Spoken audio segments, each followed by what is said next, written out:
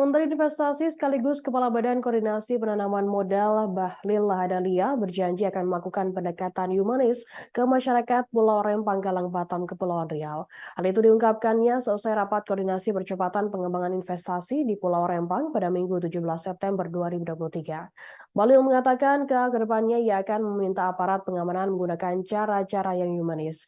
Ia berjanji agar relokasi masyarakat dilakukan dengan cara yang soft agar tidak timbul kericuhan lagi di kemudian hari. Namun di sisi lain, Bahlil juga berharap agar masyarakat bersikap kooperatif agar aparat tak perlu melakukan tindakan represif. Ia mengaku sangat menyayangkan tentang kericuhan yang terjadi saat demo masyarakat Rempang di depan kantor BP Batam Jili 2 beberapa waktu lalu. Ia berharap masyarakat dapat menjalankan aksi protes dan demonstrasi dengan cara-cara yang terukur. Jangan sampai ada lempar-lempar batu seperti yang terjadi sebelumnya.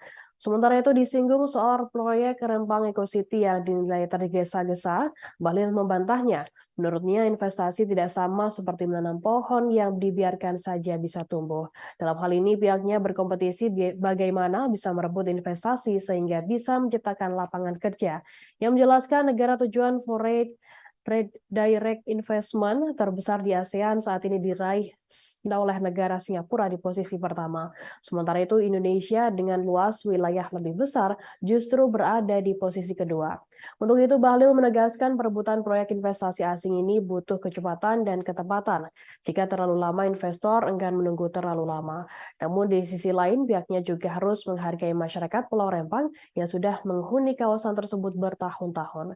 Menurutnya ini akan berdampak positif terhadap capaian pendapatan negara serta dampaknya juga dapat dirasakan oleh masyarakat berupa lapangan pekerjaan yang melimpah.